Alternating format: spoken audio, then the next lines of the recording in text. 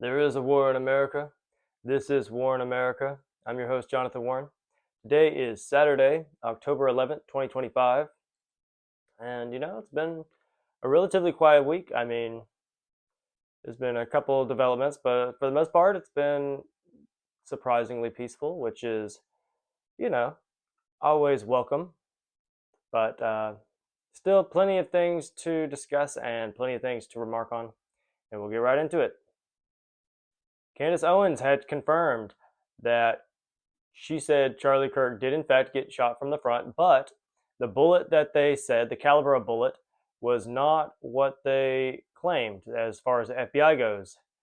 They claimed that it was a 30-06 caliber, which had a huge amount of force behind it, and somehow did not leave an exit wound. Somehow got lodged in his shoulder blade, spine area, just beneath the skin. Now, they did find a fragment, according to Candace Owens, but she does not believe that it was the caliber that they said. So that's a big deal. A lot of the ballistics experts were correct on that. A lot of the conspiracy theorists on that issue were correct. It does appear. Now, this has not been confirmed by the FBI yet. And we'll see what they say about it and what comes out next about that. But, so far she's been pretty dead on with her reporting and her claims. So I'm inclined to believe her until, we see otherwise. But, who knows? She also said that she had a dream that Charlie came to her and told her that he was betrayed. Now, I think this is kind of obvious to everyone that he was, in fact, betrayed by someone, particularly maybe his security team, maybe his even staff members. People are even pointing to his wife, which is really dark, really ugly, and I really hope it doesn't go that deep. But it's clear that people were opposed to the direction he may be going in. A lot of discrepancies as far as Josh Hammer and, Colvitz kind of come out after the fact, after information gets revealed. There's that other guy, I can't remember his name, but he's in charge of TP, Turning Point Action, the political operation. And he's just been, I think his name is Tyler. Tyler, starts with a B. That guy has just been all over the place. He's been attacking people left and right on Twitter and other social media X. And, everybody's kind of, if you read the comments, everybody's kind of rallied against that guy, Tyler Bowen, whatever. The point is that he's just been very insistent that everybody is wrong for even asking questions. He's been very critical of people asking questions. So I don't trust that guy at all. And I've just been repeatedly asking the question now that we know that this text message was, in fact, valid and correct and true, that Charlie Kirk stated, the Jewish donors are kind of fitting these stereotypes and that he has no choice but to leave the pro-Israel cause. Sounds like a final wish at this point. So I've just kind of been charging this guy, hey, are you going to respect his final wishes? Or are, his last words going to kind of be ignored, or one of his last words, for that matter, in the last final day of his life, the day before he was killed. And then there's this whole, drama with Josh Hammer and him, posting about public execution the day that Charlie was killed and the day before Charlie was killed. Now, I don't know, it could be in reference to the Ariana Zaruska killing. That's what he claims. However, it's clear that this guy cannot be trusted, and he's slimy, and he promotes his book every chance he gets, even going as far as to say that, oh, this is what Charlie wants. He wants everybody to buy my book, which is just sleazy and disgusting. This guy is the senior editor at large at Newsweek.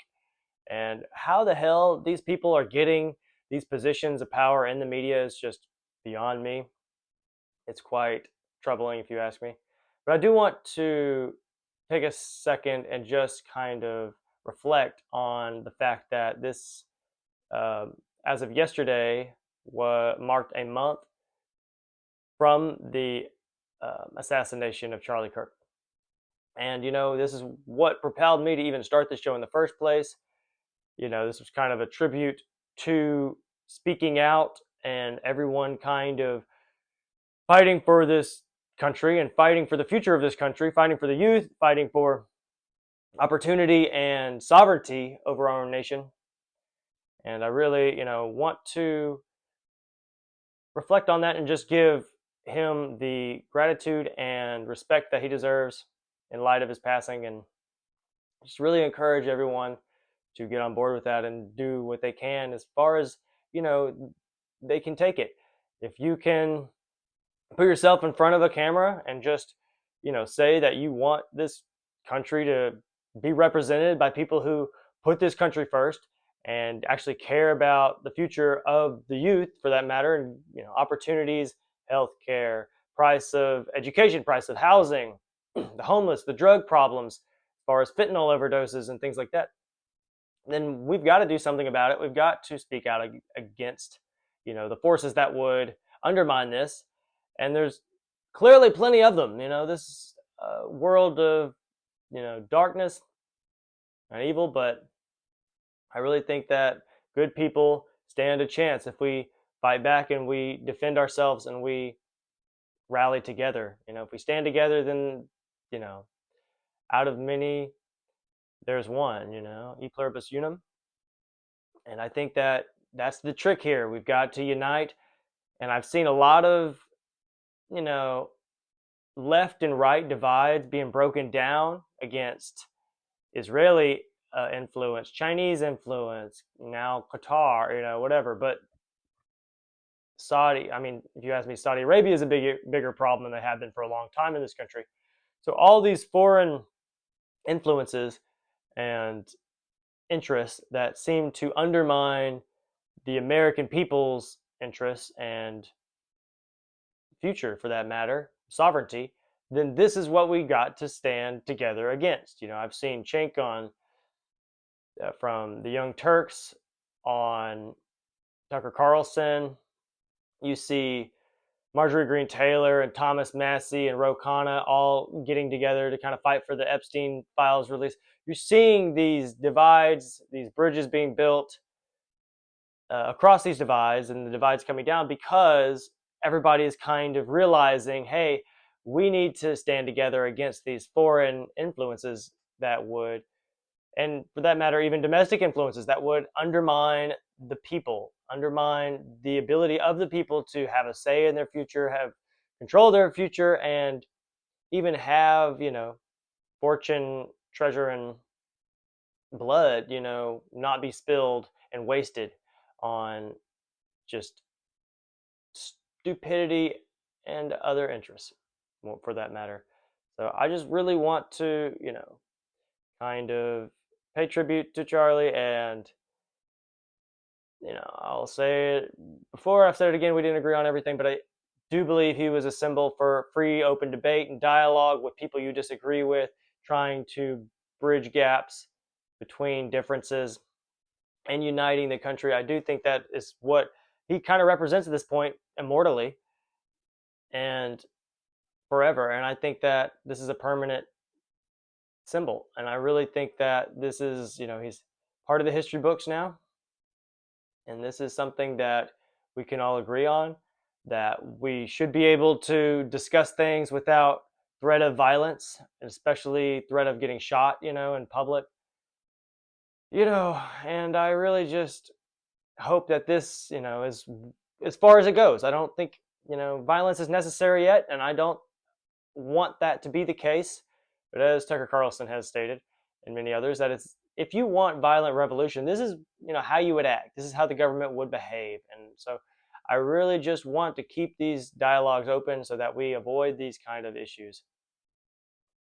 Now, I'll just start getting into some of these other things. The big news, Trump really wanted a Nobel Peace Prize. He made no, secret about that. He was very open and honest that he wanted this Nobel Peace Prize, primarily, I'm sure, because Obama won it. So he wanted to basically, give Obama the middle finger and say, fuck you, man, I got my own, la, la, la, la. And, I will give him credit where credit's due. He has done a lot as far as resolving other people's conflicts. I heard Thailand, Cambodia, India, and Pakistan. So there's, I think, 6 or 7 conflicts around the world that he's kind of put a stop to by just using his leverage in trade.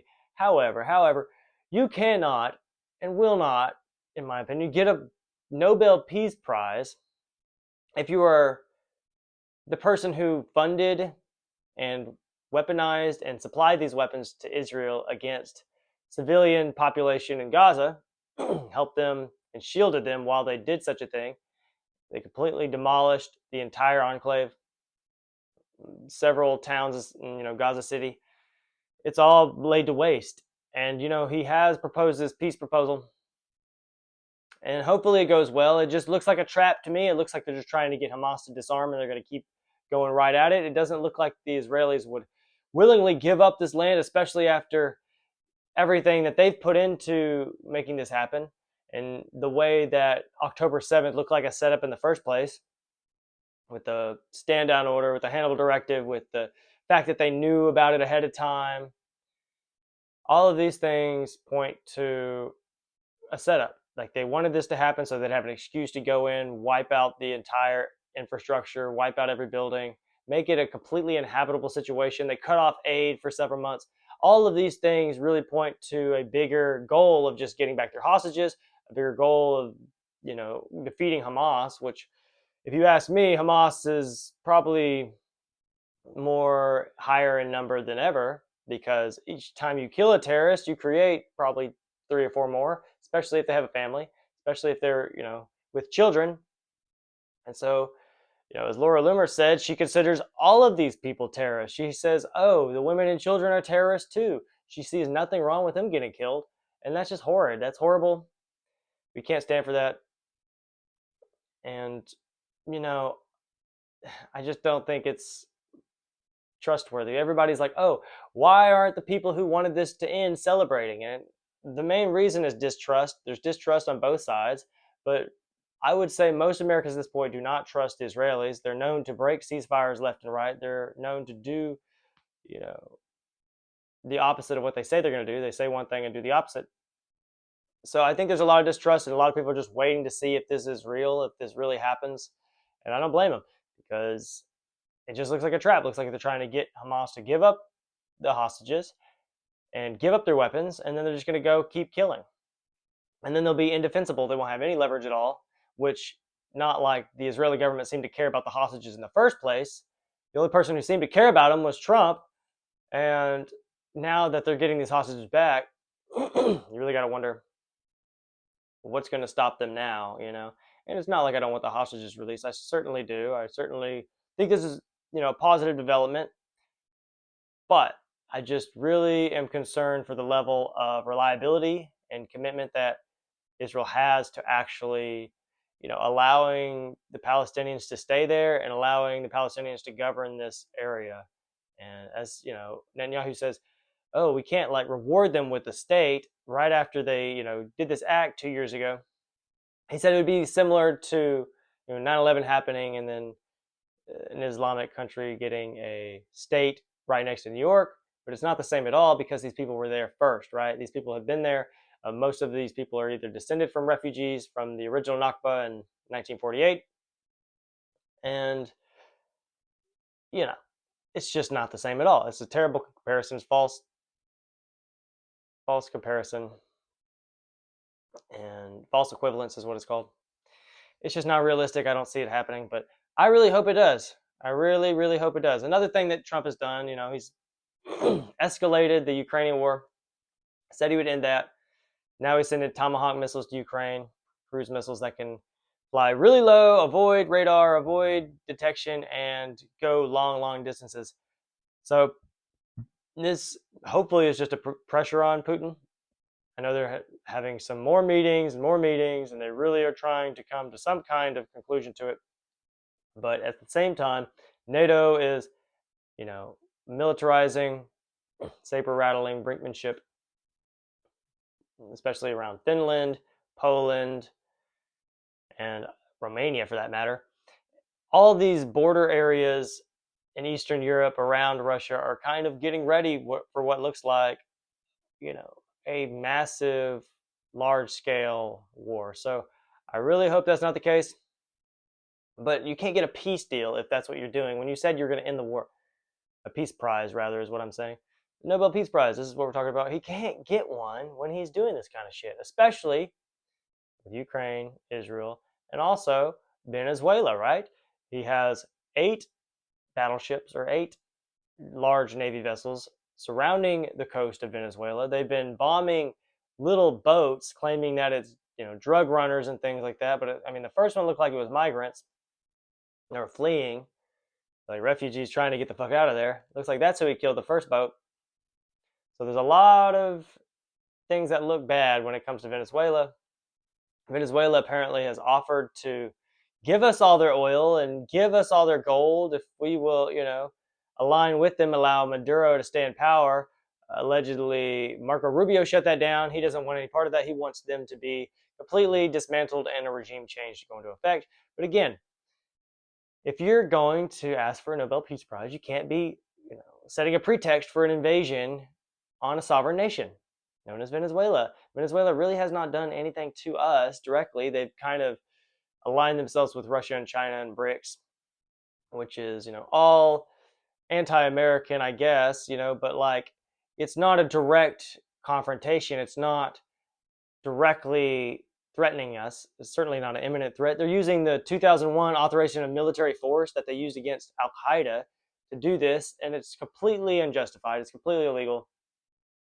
And they do it anyway because who looks over the government's shoulder? Who makes sure the government is following the rules? Nobody, because they're the ones making sure people follow the rules, right? So if nobody's really looking over their shoulder, international law is a joke and it's not really real when it comes to, the superpowers, at least. It's only real when it comes to, the Philippines and African countries, it seems like.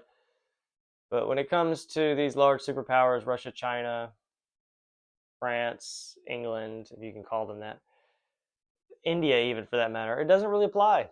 They can do whatever they want, and there's nothing anyone can do, especially Israel. Israel is completely immune to international law, and there's nothing anyone can do about it, it seems, except for the United States.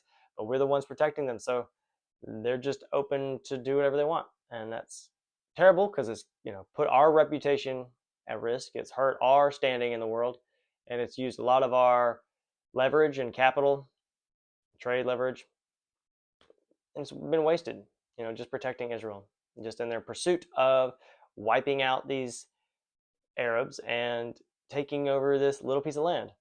Is it worth it? Hell no. Obviously not. They say it's like the equivalent of 13 Hiroshima bombs dropped on Gaza.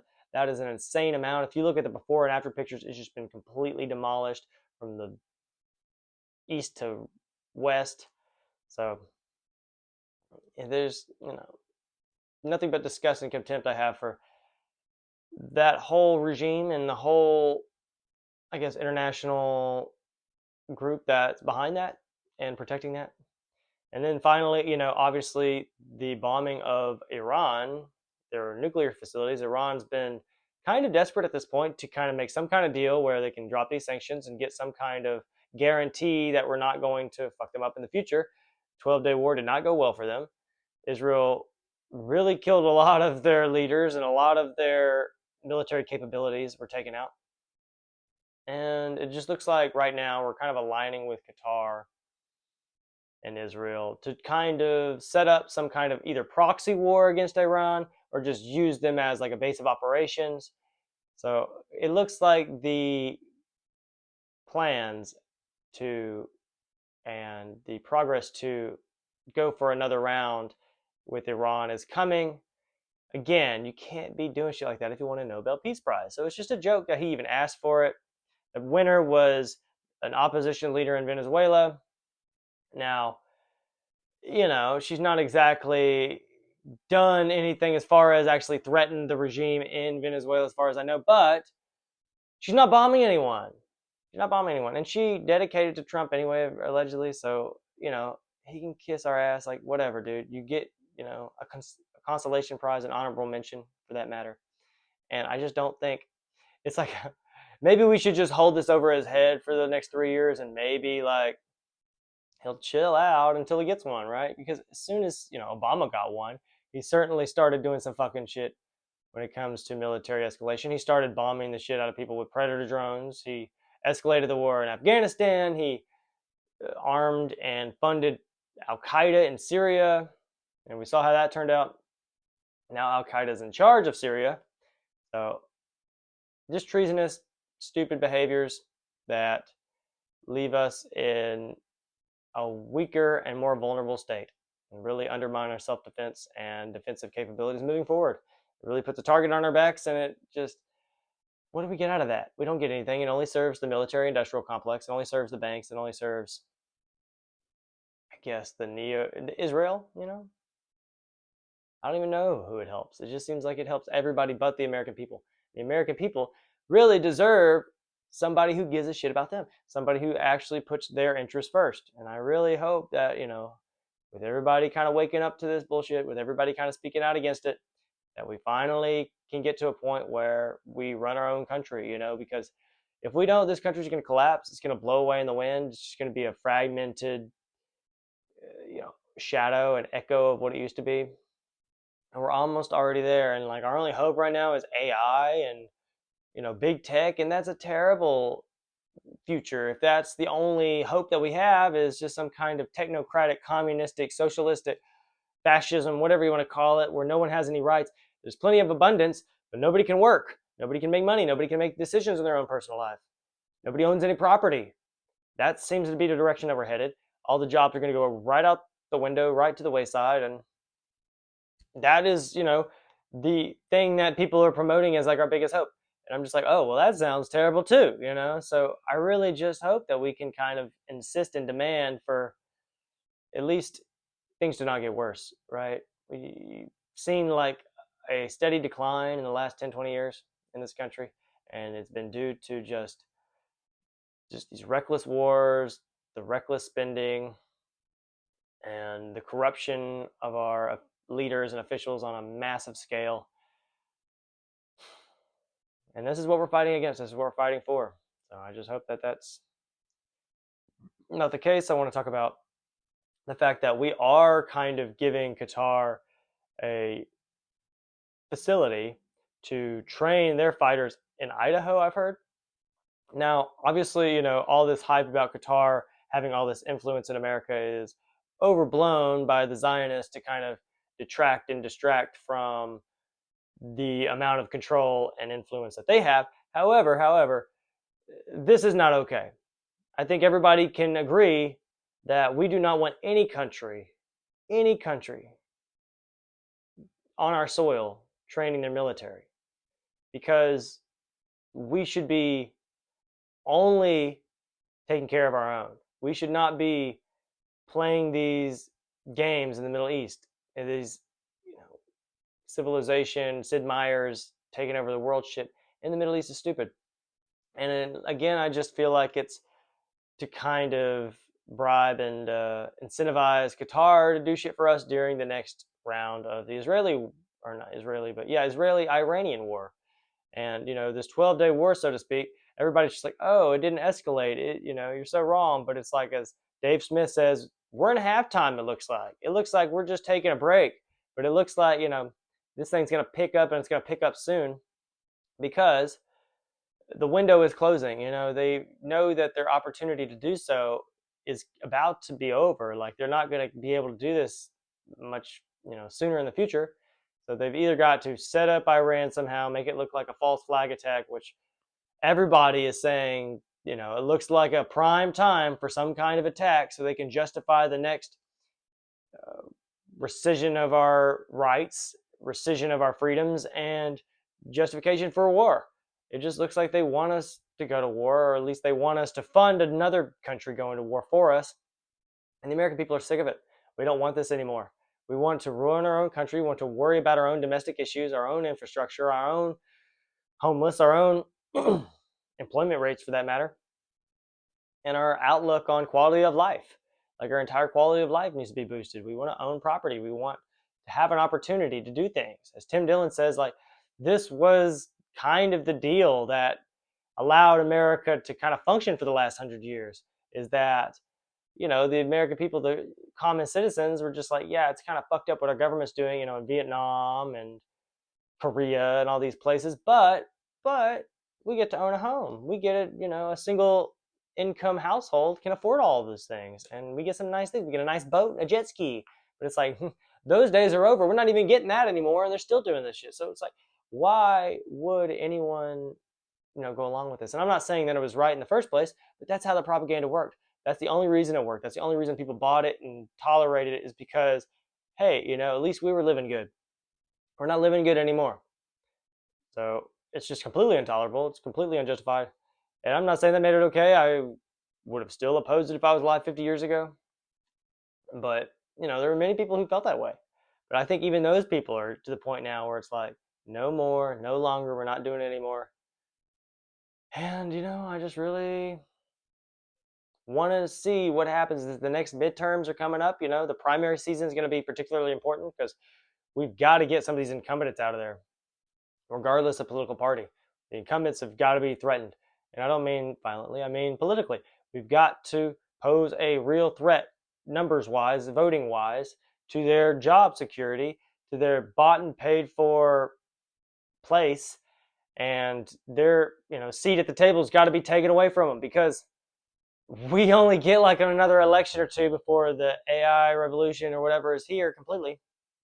And so now it's more important than ever. Really, we're at the cusp of threat to the entire species of humanity, for that matter. And if we don't do something, we don't have the right leaders who actually care about us, then there's no telling. There could be a population collapse. There could be another virus unleashed on us. There could be world war with nuclear weapons. There's so many different dark possibilities, and there only seems to be a handful of ways that this could go well. So I really, am aware of that. I'm seeing everyone say that, regardless of what side you're on the aisle. And now it's time to kind of unite and stand against these things, and stand for humanity, stand for our future, stand for the human species, for that matter. It's like, we don't want to be replaced by AI. We don't want to be replaced by robots. We don't want to become transhuman, some kind of cyborg mutation that we don't have a choice of doing. And so the only option really is to fight for, our right to exist, for this matter. We just want to exist and have a situation where we're not complete slaves, I think that's a fair thing to ask, but the only way that's going to happen is if we become politically active and we become politically involved, and make sure that the people who are pushing us for these goals right now are not going to be in power the next go round of midterms, and especially the 2028 presidential election, for that matter. No J.D. Vance, that's for sure. We don't like him. We know that he's a puppet. We know that he's Palantir's plant, and we've got to make sure that no Marco Rubio. The establishment's got to go. We've kind of proven that it's possible. Trump basically ran as an independent in 2016, and he won. He took over the Republican Party. It can be done again. He showed us the blueprint. Now, he wasn't necessarily what he said he was, obviously. He was obviously bullshit, used car salesman, whatever, snake oil, whatever you want to call it. But we can get somebody in there who's actually legit. We have some huge names that are pressing this, that, really dwarf the mainstream media. There is no such thing as the mainstream media when it comes to establishment media or anything like that, legacy media. All that stuff is completely crumbled, completely irrelevant. The people who are online making videos like this are the only ones people are listening to anymore. So it's like, we are the media now. We can control the narrative. We can push us into a future that we actually want and we actually need. So this is where we're going now. This is the world we live in. And, the people have the power if we so choose to take it. We must take it, though. We must not allow them to steer us into certain death, steer us into the slaughterhouse. And that's where they're trying to take us. They're trying to take us to a dark, dark place with, 1984 vibes, or even Brave New World. Even that one was pretty dark. None of that can happen. We've got to fight for the right to just survive. Fight for the right to have a say in our country, have sovereignty of our nation. That is the number one issue that we're facing, is just sovereignty over our own country. And that's mind-blowing. And in 2025, that's an issue. But that is the main issue. That is the unifying issue. And that is something we can all agree that we need to work on, left or right, rich or poor, regardless of race, black or white, whatever. We need to work on that. together. Now, the government shutdown is still ongoing. Now, they're claiming it's over healthcare or whatever. I just don't buy it. The Republicans could open the government with a nuclear option anytime they wanted. They're choosing not to do that. They're claiming that's because, they don't want the political backlash, but we're way past that, as Marjorie Taylor Greene has said, which I hope she runs for president, honestly, at this point. We need somebody who's saying these things, speaking truth to power and coming clean with the people. They could do this anytime they wanted. They could open it anytime they wanted. They could get rid of Obamacare. They could do all these things. They own all three branches of government, both both houses in the Congress, the House and the Senate. They own it all. They control it all. And then if you're telling me that we have no power, that's ridiculous. The right just can't do anything. That's ridiculous. And we don't buy it anymore. It really looks like an effort to delay the release of the Epstein files. And, that's a crazy thing if that's all it's about.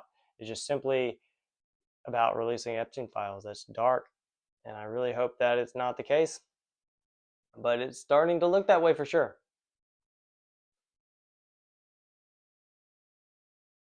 So I saw Fuentes on Dave Smith. That was a very interesting show. I watched all of it. What I'll say about Fuentes is that I think his existence is a positive thing as far as, him pulling us toward anti-Israel awareness and the subversive actions of Israel. However, I disagree with him heavily when it comes to the racialism and the racial identity and how that's the prevalent issue. I think that's an intentional thing done by, CIA, FBI to kind of divide the country. And even for that matter, I think, they may have been behind Antifa when it comes to Comey and James Brennan, I think his name is. All these people that were in power, right before Trump took office, I think they planned these kind of things. Alex Jones calls it the Podesta plan, kind of to rile up dissent, rile up civil strife and civil disagreements. But I will say that I think it's positive that, Dave Smith and Fuentes are getting such a big audience and making such a big voice. But I do think we need some more, as I'll say, moderate voices, more reasonable and mature and adult voices in the room to kind of actually lead us.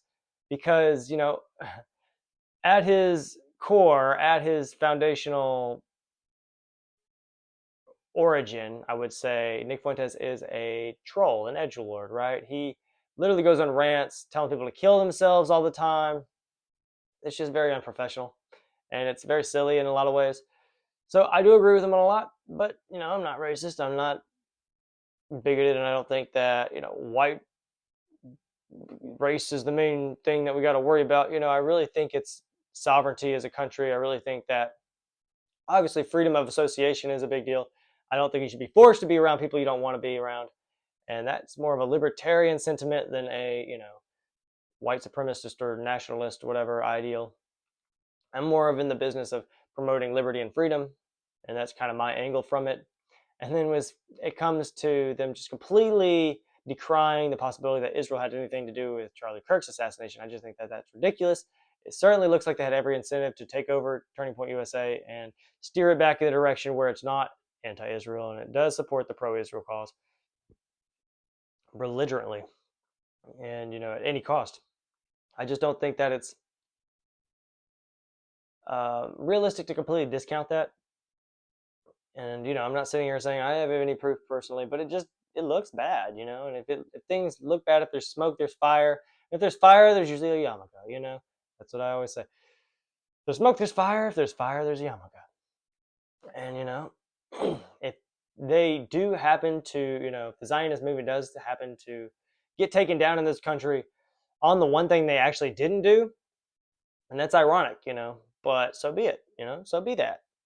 Because they need to be taken down somehow or another. They need to be stripped of power somehow or another. And I think that that's a positive thing that both these men are promoting for that.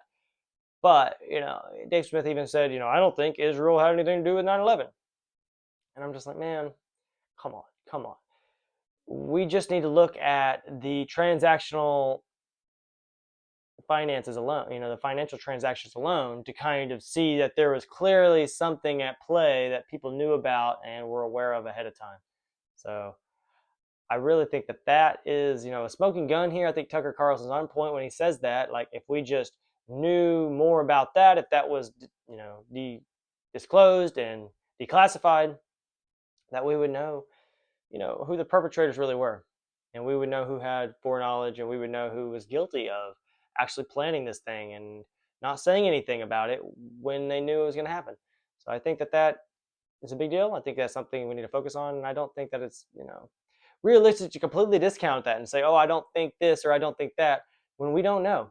We still don't know. It's been 24 years since then, and we don't know what happened.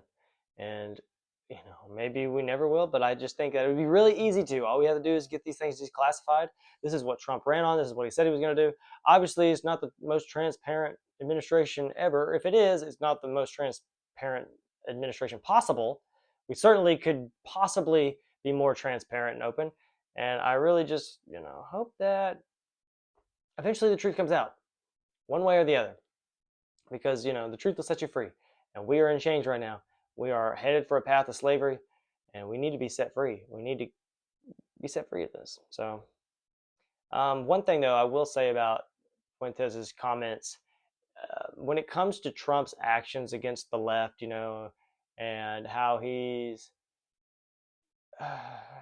kind of half-assing this mass deportations, how it seems like he's trying to incite and piss off Antifa by targeting these certain cities and just trying to mock them more or less in any way he can. It really does kind of make us concerned that when the shoe's on the other foot, when the shoe drops, so to speak, the hammer drops, and let's say they win the next election, that we're giving them all this power, all this leeway to turn their guns on us and come after us. I think the crackdowns would be much worse and much more intense if they were to come into power. And I think that, the idea of dismantling them institutionally is a valid, plan and a credible one, but I don't think it's being implemented in a way that's realistic and effective. So I just worry, along with Fuentes and many others, that this is going to just rile them up, piss them off, and make them come down on us in a couple of years if they win. So I really hope that's not the case. I really hope that they're, kind of done for good. And, there's a lot of talk among the right that, oh, we need to unite, we need to stop fighting each other. But it's just like the Democratic Party is in shambles right now. They have such low approval ratings that honestly, we could split it in half and probably still win. But I do think there should be a situation where we kind of purge the people who are not really America first from our side, and then we can continue to dismantle the left, because I think we've just become such a big, tent party that we have the numbers to afford to lose the people who aren't really putting America first. And so that's where I'm at. That's what I want to do. Tomorrow, I think I'm going to, if they are protesting across the street, which they have been sometimes for a while, I think I'm going to do a live stream where I go and interview these left-wing protesters. I'll ask them questions like, what is a woman? What should we do about these people who flooded into the country under Biden? I'll ask them about, minor trans surgeries, all these hot button issues, late-term abortions, all these hot button issues that they would, die on the hill for, that are deeply unpopular among the major population. But I really want to see if these are the issues that matter to these people, or if we can come to some kind of common ground on, the things that I would criticize Trump for, which is, putting other countries first and not following through with what he said, and, the AI taking over jobs, and, the loss of private property. I really think we could, come together on some of these issues, and I really wonder if that's possible, but we're not going to know unless we talk to these people. Or, is all they care about aborting babies, or all they care about is mutilating children, or making sure that the borders are open and that anybody can come here that they want and we're going to pay for it. So like, these are the kind of things that I really am, this is what the media tells us people care about. This is what the media tells us that divides us. So I really wonder if that's the case. And we're not going to know unless we actually talk to our neighbors and we talk to our fellow citizens. So I'm, thinking about that, and I might do that, and we'll see. But I think it would be a good idea. I think it'd be very interesting to see what happens, and I think it would be productive, hopefully. But I just hope there's no crazies. I'm not trying to get attacked or anything. However, I do think that kind of have to take risks here, take chances, just to. It's not always the safest thing to build a bridge over a huge, you know, fall, for instance, like from a huge height, and we're pretty high up here. We're there's a lot of potential energy that could come into play if this country falls. So I really just I'm curious about how that would work, and I just want to ask them basic questions and just see why they're there. And I think I'm going to try to do that. If it's not tomorrow, maybe next week. But they've been out there every Sunday across the street doing their little thing, and I'll do it for like an hour or so. I'm not going to be out there all day. But I just hope that it all goes well, and I'll announce it before I do it, if I do decide to do it. But if not tomorrow, then maybe next week. Got a lot going on in personal life, but none of this, is important compared to the future of our entire species, right?